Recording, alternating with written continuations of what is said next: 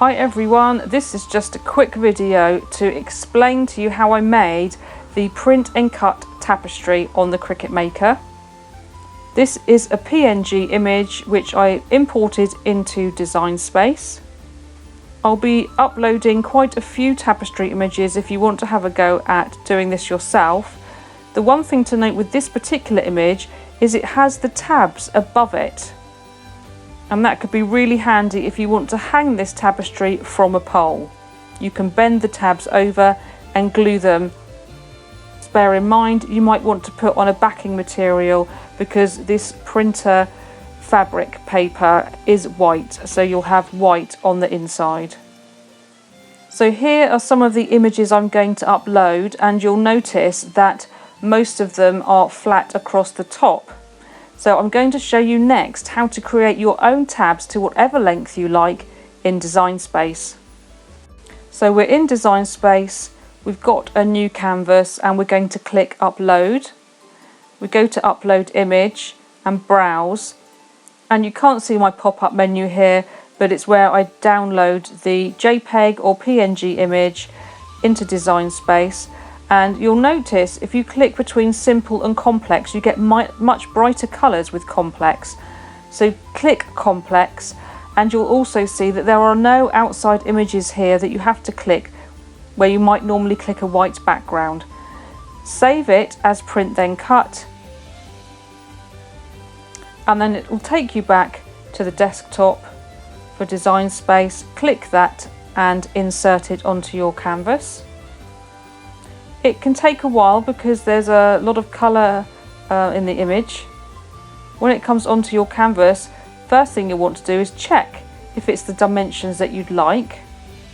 Change them if you want to. Make sure that the padlock stays clicked so you keep the sort of aspect ratio. And now we're going to recreate the tabs at the top. So you click square and then you unlock it, and you just drag it if you want to. You could put the dimensions directly into the bit at the top there, but I've done this by eye. And we're only doing it roughly here because it's better also to make the tabs longer than you think. You can always cut a bit of extra material off the top. If it's too short, it's a problem. So just do it by eye, and if you don't like the colour, pick a colour that's similar to a colour in your tapestry. I'm going for the background here, and then click Advanced, and you can see that you can slide up and down and create a darker or lighter or greyer shade of that same colour, and keep going back until you're happy that it's sort of tonally complements the rest of the canvas, and it will print this exact colour. And then copy that and duplicate it for however many tabs you think you would like across your project. I initially thought I might like 6, but then when I look at them, I always like odd numbers of things, so I'm going to remove 1 and go with 5 in the end. And then I'll show you how to use the Align and Distribute buttons if you don't know how to do that. So I just put them roughly in place, so I'm happy with 5. Then we can move the tapestry down, select all of your tabs and click Align, and we're going to align them first to the bottom. That puts them exactly in a line. And bring the tapestry up to cover the bottom of the tab. We click the tab, press Shift and the tapestry, and then align left. We click off it, click the right tab, hit the Shift button, the tapestry again, and do Align right. And we've now aligned both of the outside tabs. We now select just all of the tabs. Now if we go to Align and Distribute horizontally, it spaces them all out evenly between the furthest left and right tab. Then if we do Arrange and Move Forward, it puts the canvas up over the bottom of those tabs. This is just a personal preference. If you left it behind the tabs, you'd actually see the bottom of the tabs printed as if they were sort of overlapped onto the tapestry, and you might prefer that look too. So choose whichever look you like. Then we're going to select the whole thing and we're going to attach. That attaches all the tabs to the canvas. You'll see here that every single tab says cut individually, but if we press flatten, it changes it into one whole print then cut piece. If you didn't do this, it would cut all the tabs off the top of the tapestry. So now when you click Make It, it brings it on over to the sort of digital version of the mat, and you can see it's a print then cut image and all on one mat. And you'll also notice that the material size is set already for you. That's the size of the A4 printer sheets that I've got. So we go and switch on our Maker and connect up to it if we haven't done that already.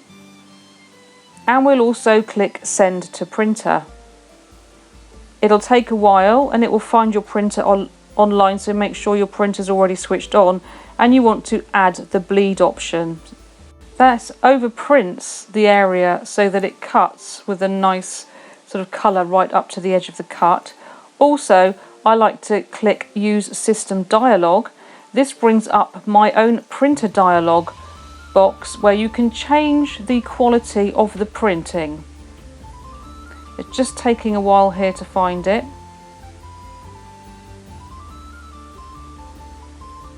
And you can't see this pop up, but what I'm going into is my printer preferences.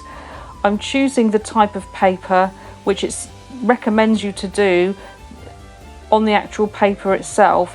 It gives you the best settings to use, and I'm also taking off high-speed printing and I'm adding in edge smoothing. So do whatever you feel you need to do to get the best, and also use photograph, the highest quality photograph setting. So I send that off to print.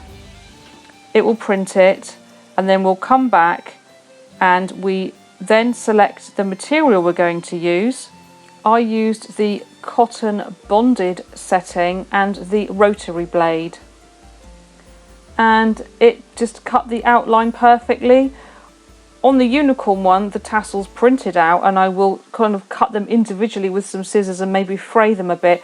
But if you do have some gold fringing in 12 scale, and you could sew that on equally to the bottom of the other tapestries, and that would look fabulous too. I'll be lining the back of this unicorn one with a darker material to make it a little bit thicker. I might put some foil in there to help it hold the creases when it's in place, and I'm going to be mounting this in the Book Nook, so I'll be sure to put up some photos when I've done that. As always, any questions, put them in the comments below and I'll try my best to answer them. Thank you for joining me today, and I'll see you soon.